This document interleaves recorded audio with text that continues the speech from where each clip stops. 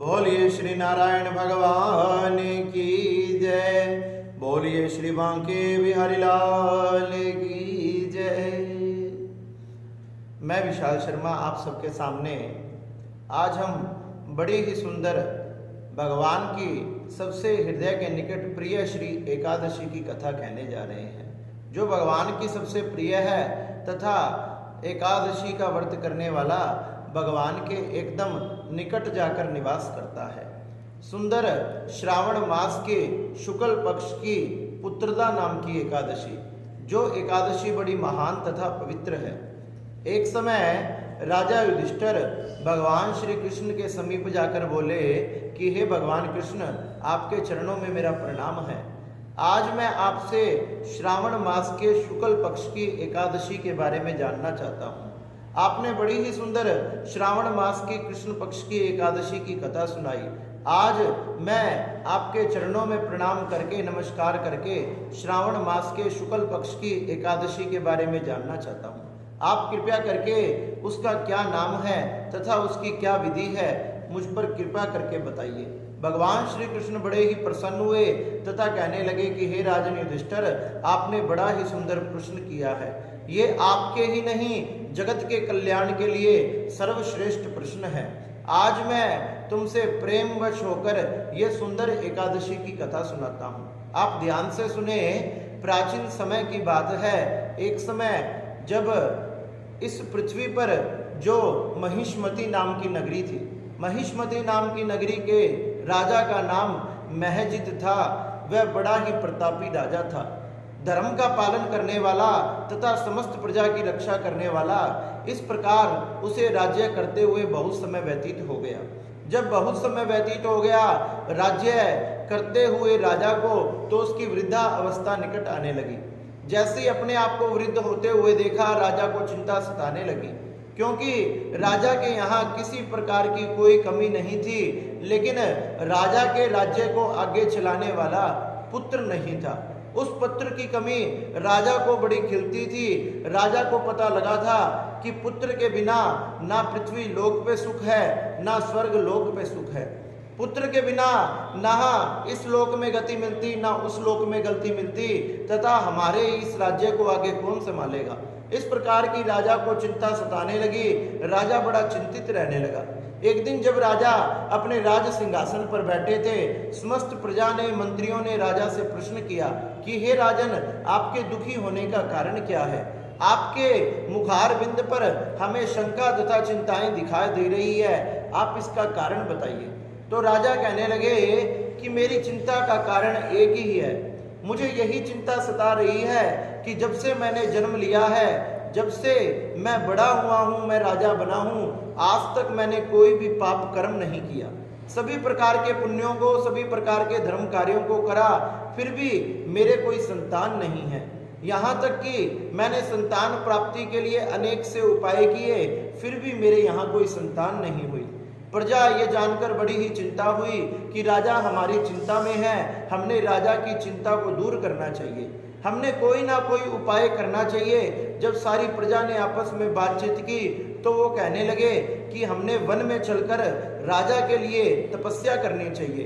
भगवान प्रसन्न होकर हमें वरदान प्रदान करेंगे तथा हम राजा के पुत्र की कामना करेंगे। इस प्रकार से समस्त प्रजा आज वन की तरफ चलने लगी। जैसे ही वन की तरफ चलने लगी, भगवान की प्रेरणा से सबकी नजर उस वन के अंदर एक कुटिया पर पड़ी, जो कुटिया बड़ी ही सुंदर सी आश्रम चमक रहा था। जब वो सब प्रजा आश्रम के निकट गए, उस आश्रम के अंदर लोमश ऋषि बैठे थे। लोमश ऋषि जो महान तेजस्वी तथा प्रतापी थे, जिनका तेज चारों दिशाओं में फैलता था। लोमश ऋषि के दर्शन कर कर सब प्रसन्न हो गए, चरणों में प्रणाम किया। मुनि ने आने का कारण पूछा कि हे प्रजा, आज आप सब वन में क्यों आए हो? आप निसंकोच होकर मुझे कहो, मैं तुम्हारी सभी अभिलाषाएं पूरी करूंगा, क्योंकि संत महात्माओं का तो जन्म ही लोगों पर परोपकार करने के लिए होता है। समस्त प्रजा कहने लगी कि राजन, हे हमारा जो राजा है, हे ब्राह्मण देवता, हे लोमश ऋषि, उसका नाम महजित है। उसके पास सभी प्रकार के सुख है, लेकिन उसे पुत्र सुख नहीं प्राप्त हुआ। उसको पुत्र सुख की प्राप्ति के लिए ही हम इस वन में तपस्या करने आए थे, वन में तप करने आए थे। लेकिन देखो भगवान की कितनी कृपा है, आज आपके दर्शन हो गए। और संतों के दर्शन कभी भी व्यर्थ नहीं जाते। तो हे राजा, हे ऋषि, हे महात्मा, आप कृपया करके बताइए कि हम ऐसा कौन सा उपाय करें।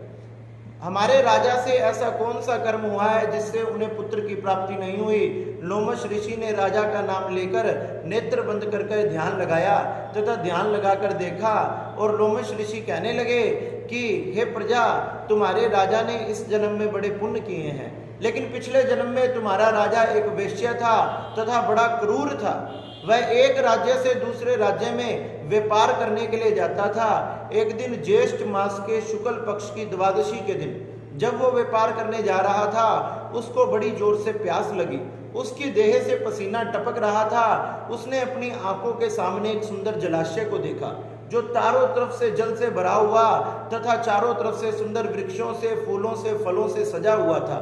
राजा ने सोचा कि अब मैंने यहाँ जाकर जल पीना चाहिए। वो जल पाने करने के लिए वहां गया तो उसकी आंखों के सामने एक ब्याही हुई गऊ अपने बछड़े के साथ पानी पी रही थी। उस ब्याही हुई गऊ को पीते हुए पानी से उसने हटा दिया तथा गौ माता को हटा के खुद पानी पिया।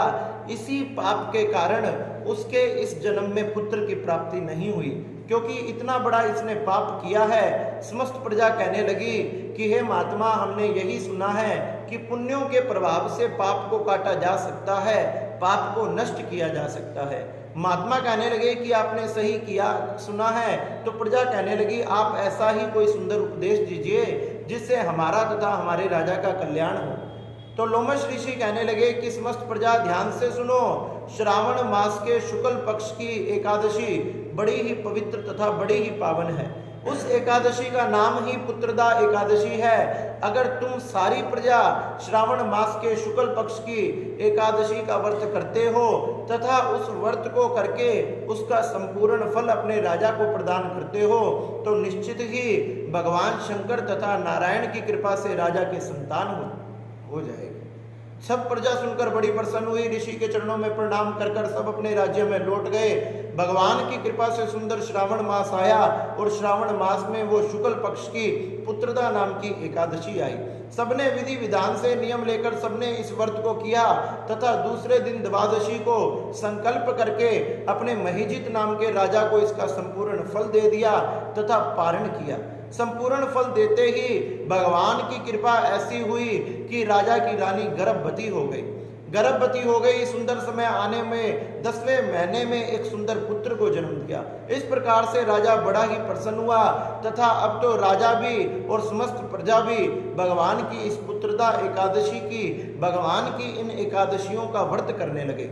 इस प्रकार से हे युधिष्ठिर, ये पुत्रदा नाम की एकादशी बड़ी ही महान है। और तो और राजा इस पृथ्वी पर समस्त प्रजा का तथा पुत्रों का सुख भोग कर अंततः वैकुंठ को चला गया। जो भी व्यक्ति ये श्रावण मास के शुक्ल पक्ष की एकादशी का व्रत करता है, वह समस्त सुखों को भोगता हुआ, अपने जन्म जन्मांतर के पापों को नष्ट करता हुआ अंततः वैकुंठ में जाकर वास करता है। युधिष्ठिर जी महाराज ये कथा सुनकर बड़े प्रसन्न हुए और कहने लगे कि ये श्रावण मास के शुक्ल पक्ष की पुत्रदा नाम की एकादशी बड़ी ही पवित्र है, बड़ी ही महान है। और भगवान के चरणों में तथा प्रणाम करके अपने राज्य को लौटने लगे। इस प्रकार से भगवान श्री कृष्ण ने युधिष्ठिर को ये बड़ी ही पवित्र तथा बड़ी ही पावन तथा बड़ी ही सुंदर कथा सुनाई तथा अलविदा लेकर युधिष्ठिर गए तथा सुंदर समय आने पर उन्होंने श्रावण मास के शुक्ल पक्ष की इस पुत्रदा एकादशी का व्रत किया।